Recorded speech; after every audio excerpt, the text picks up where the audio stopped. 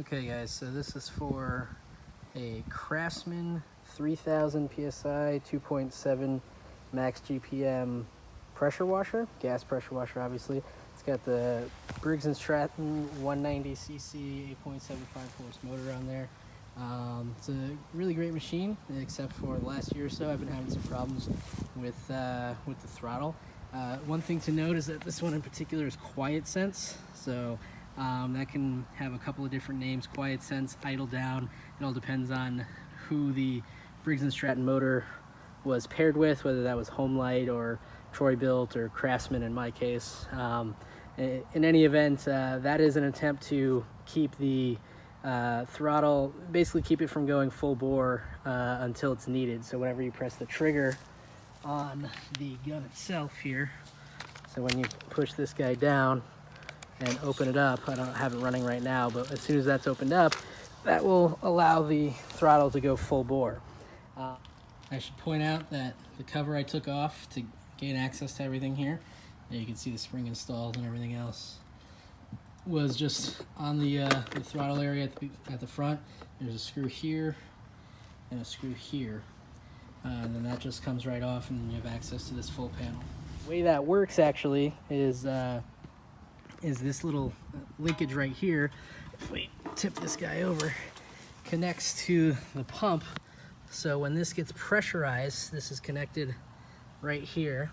When this gets pressurized in this area of the manifold, that happens when you release the pressure at the trigger. Essentially, flow goes out to the wand through this, and when that is detected, there's a little pressure plate inside this valve here that comes back and pushes on the throttle linkage here. So when that happens, this is going to move back this way. And what that's going to do is, in most cases, you've actually got this. Let me make sure to get that here. I don't know if I'm getting. There's two holes right here on the throttle that you wouldn't necessarily see. As it stands right now, when it's off, it's actually open. For whatever reason, my spring here actually came off. So I've got that spring. It's part number 209 for those that have this same model, but might vary. It's the governor spring, and it's got a little bit there.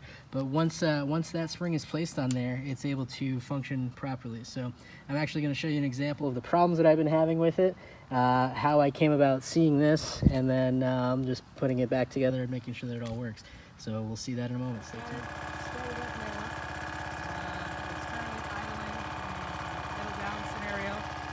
You can hear me, but I'm going to step away. And how it's supposed to work, I didn't put the governor spring on there. When you open up the gun, it's supposed to go to full bore. As you can tell, it's still in the idle position, and in some cases when I let go, it's actually going to kill it. So that didn't happen here. The way that I can make this work manually is actually by moving the throttle. So I'm going to open it up and move the throttle manually and show you.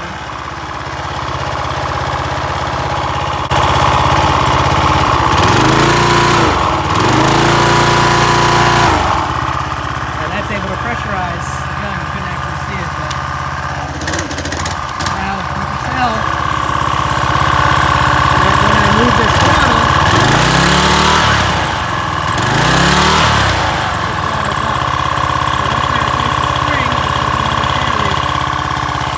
once I replace that spring, you'll be able to see that it's working properly.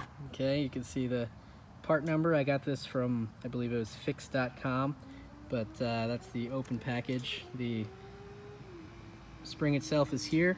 I'm not sure that the orientation matters, but it's going to go from this clip right here right over to the throttle body, and we'll get that up and going, and you'll see in just a moment. All right, all you small engine mechanics out there are probably going to make fun of me, but I just I moved it around. You can actually see there's kind of an H post here. The spring material is pretty pliable, so I just put it on there, and then I'm going to make sure that the spring itself is seated. I need my other hand to do this, but I'm going to put it right in that hole. So off camera, I actually had a little bit of an issue, so I put the piece on the throttle first, and then moved the other one right onto the H post that I was mentioning earlier. So that was a little bit easier for me. you know, you do whatever you need to. That could potentially be routed in the other direction. I'm doing it this way just because it seemed a little bit easier. I'm actually going to clip this on a little bit better so that we can, yeah, it's hard to do with one hand, but I'll do that in a moment and get things started, and we'll see how it's working properly. Right. So we're going to get this bad boy started. I've just moved the switch back to on.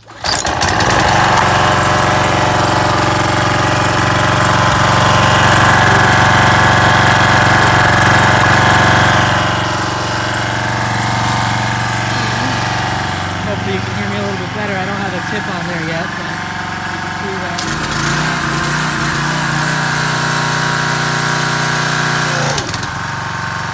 It's operating as intended. It goes back to full throttle.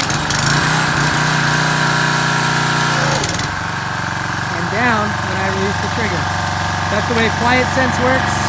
I'll show this real quick. So again, that's the way Quiet Sense works. It also is called idle down. A lot of troubleshooting online will point you to the pump and what's known as the unloader valve and everything on here. These are all pieces on the bottom that are usually the problem.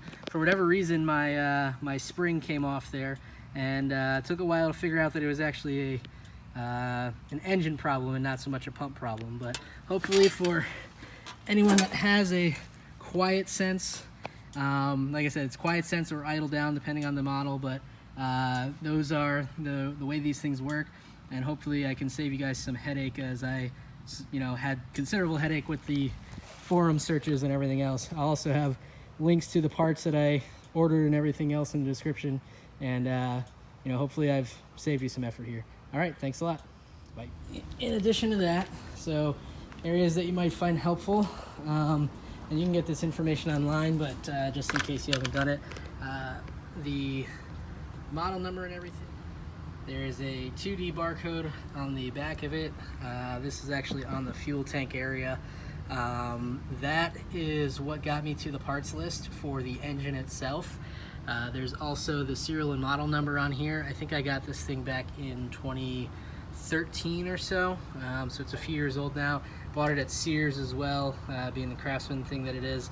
When I tried searching the model number on there that I'm focusing on now, tried calling into Sears Parts Direct because they're still around. It's currently November 2019. There aren't too many Sears left, but Sears Parts is still available, and truthfully, they were not very helpful. It was this 2D barcode, which, you know, Android or iPhone, just point your camera app at it, and it should take you to the proper website to take care of that. All right, thanks a lot.